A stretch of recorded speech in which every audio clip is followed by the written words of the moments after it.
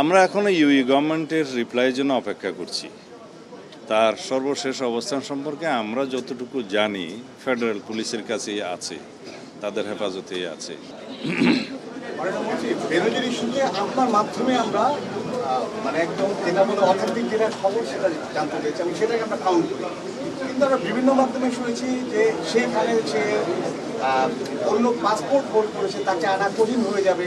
আপনি 30 দিনের কথা বলেছেন, 3 দিনের মধ্যে পেপারস আপনি পাঠিয়ে দিয়েছেন।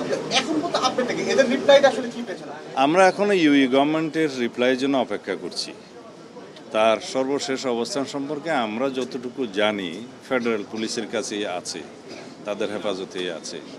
অন্য কোনো সংবাদ আমরা জানি না। এই যে বর্ডারে এখনো আপনার যে পুশিং খেলার এটা চলতেছে এবং একটু অস্থিরতা বাড়তেছে, আপনি দেখছেন। যদি আপনারা কয়েকবার বলেছেন যে বিজেপি সতর্ক আছে, কিন্তু এটা কিন্তু ক্রমাগত এখনো অব্যাহত আছে। প্রতিদিনই বিএসএফ চেষ্টা করছে যে পুশিং করার। এটা নিয়ে আসলে পুশিন করার না, পুশিন ঠেকানোর। একটা বিএসএফ এর কথা বলেছি আর কি, বিএসএফ এর কথা বলেছি। আমরা পুশিন ঠেকানোর জন্য সতর্ক আছি। আমাদের বিজিবি খুব প্রশংসনীয় কাজ করছে।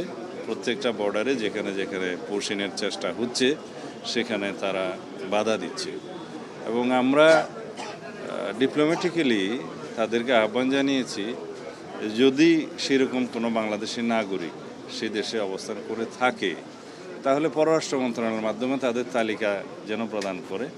আমরা তাদের ন্যাশনালিটি ভেরিফাই করব এবং ন্যাশনালিটি ভেরিফাই করার পরে ডিপ্লোম্যাটিক চ্যানেলে যথাযথ প্রক্রিয়ায় আইনিভাবে আমরা তাদেরকে ফেরত নিতে পারি।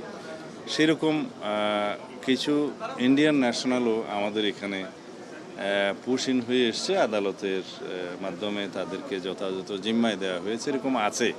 তো এটা বর্ডার ইস্যুটা দুই দেশের মধ্যে সবসময় একই রকম অবস্থায় থাকে তেমন নয়।